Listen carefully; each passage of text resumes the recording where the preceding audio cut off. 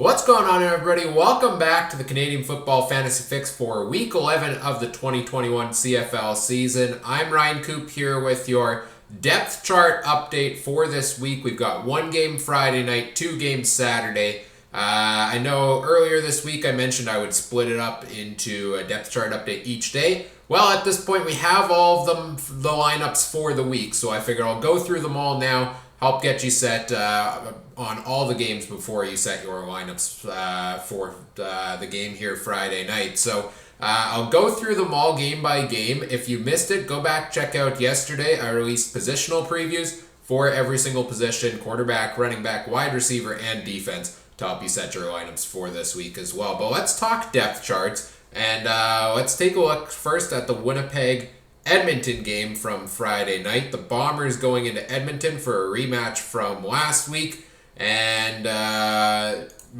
looking at the Bombers, first of all, most notable change here, Kenny Lawler back in the lineup after missing last game due to suspension. He will come back in and take his typical slot back spot, and Kelvin McKnight will move to a backup spot behind him. So it's not off the roster. He gets to stay on the roster this time around, but Kelvin McKnight, if you were looking for a cheap value play out of him, be cautious because he will not get the start and likely will have less targets as a result. Other than that, most of the lineup is the same. The most notable change besides that for the Bombers is no Jamarcus Hardrick on the offensive line. So a big hole to fill there, a team that's been pretty healthy at that position so far all season and has been pretty darn outstanding at that position all year as well. So no Jamarcus Hardrick. We'll see how that affects things for Winnipeg. But the team will line up with the usual: Zach Collaros at quarterback, Andrew Harris at running back, Darvin Adams, Rasheed Bailey, Nick Dembski, Kenny Lawler, and Drew Wolotarski as your starting receivers, and Janarian Grant handling the return duties. Defensively, everything seems pretty much the same as it was the week before. Looking at the Edmonton side of things, here's where we have the big change of the week.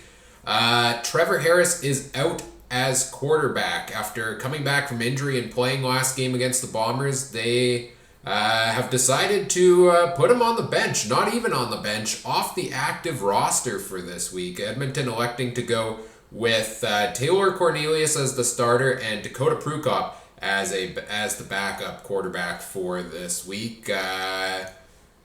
Taylor Cornelius getting his third start of the season in his two previous starts. 6 points against the Bombers the first time around, and then 22.6 against Ottawa in the next game. So I'm interested to see what we see from him. He did come in late in the game against the Bombers last week and put up, didn't put up very good numbers, but I thought the offense moved the most efficiently it had all game long with Cornelius there. I think he has a bit of zip that he can put on that ball, and maybe they can get a couple long completions that way. So I wouldn't take him necessarily against this Bombers' crazy good defense, but hey, Cornelius is a fantasy option as a starter this week. The rest of the offense will line up the same as they did before.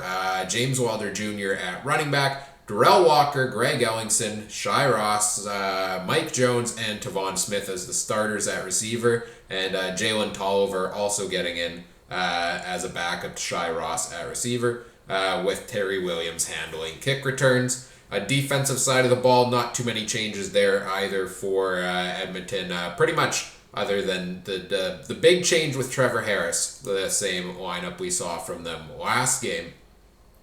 So that's the Friday night game. It kicks off this evening, 8 p.m. Central, I believe, is the start time, so make sure you get your lineup set before that game. But let's talk about the lineups for Saturday's games as well. We have another rematch. Montreal and Ottawa played each other on Thanksgiving Monday, and they will play again this Saturday. And, starting with the Ottawa side of things, the Red Blacks electing to go with Caleb Evans at quarterback once again. Evans getting his fourth straight start, in his previous three, putting up 25.5, 12.8, and then 9.4 last time against Montreal. Taron Christian will be his backup.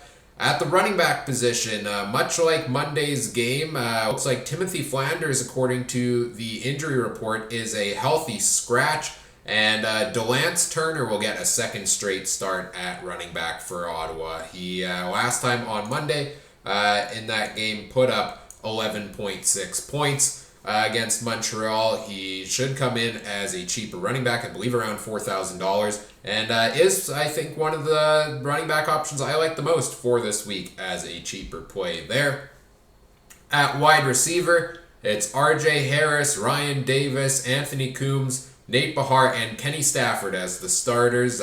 Stafford, last game on Monday, did sit that one out after starting the one on Wednesday before that, so Stafford is back into the starting lineup this week. Devontae Dedmon will be handling the returns and will be a backup to Ryan Davis at slot back as well. And no Daniel Peterman on the active roster this week. Michael Klukas got the start in Stafford's place last game, will be the backup to Nate Behar at the wideout position there. Those are the most notable changes for Ottawa in this game, so a bit of shifting around offensively there and things to note. On the Montreal side of things, the two big changes this week. Vernon Adams Jr. is out on the injured list for the next little while. There's been rumors Montreal is, shopping, looking for a quarterback.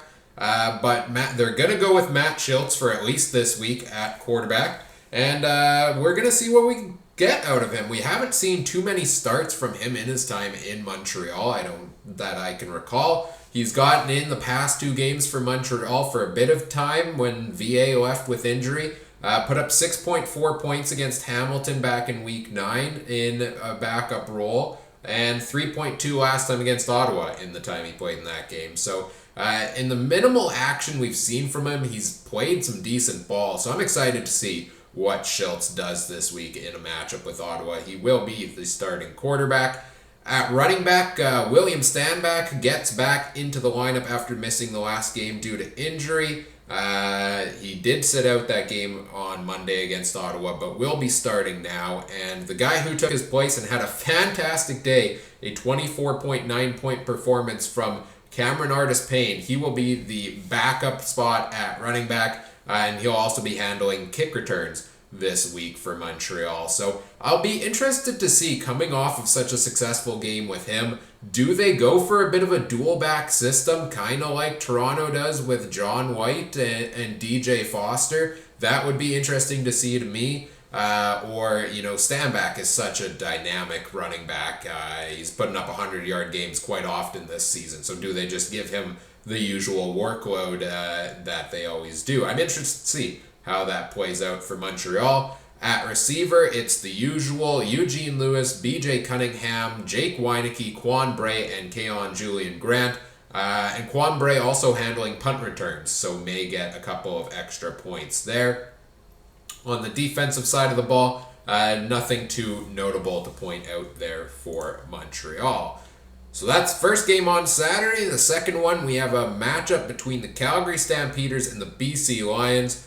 For Calgary, still missing Kamar Jordan. That's 2 or 3 games in a row now. He is still out due to injury and will not be lining up in this one. They'll also be... Ante Milanovic-Litre is now down to the 3rd string spot at running back. I think he may have left the last game due to injury. Don't quote me on that one. But Rock Thomas gets onto the active roster and will be the backup to Kadeem Carey. So if you're looking for Milanovic-Litre as a cheap running back option and hoping he gets in for a couple plays, I think that's less likely to happen now.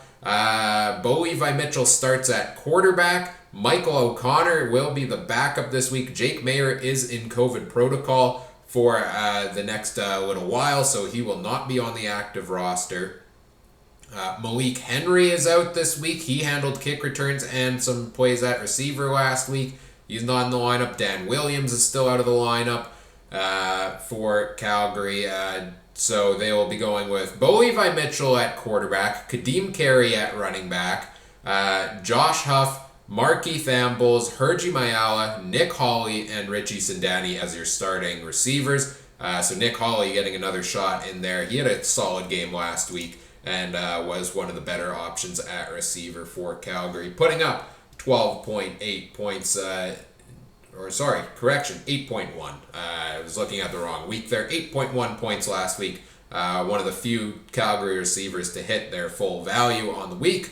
And he'll get a start again this week with Colton Hunchak backing him up and Luther Hakunavan, who will be backing up Richie Sindani. So a lot of receivers on the roster for Calgary this week, and you know they like to spread the ball around. So to be a little cautious there in terms of that. In terms of kick return duties for Calgary, it's always hard to tell. They don't list it on the depth chart. Malik Henry's normally been a go-to option there for them. I could see, I think Nick Hawley in a game earlier this year handled that when Henry was out. Josh Huff occasionally returns some kicks. So maybe Nick Hawley's not a bad option if he is the slot back and is returning kicks. But it's hard to confirm that without that on the depth chart. And finally, looking at the BC lineup for this week, as I mentioned in an earlier update on the week, Shaq Cooper has been released by the BC Lions. James Butler is the sole starting running back. There's no confusion there this time which of the two will be starting. It is obviously James Butler now. He'll be starting at running back. Chris Rainey comes back onto the active roster and will be handling kick and punt return duties this week. Lucky Whitehead is out.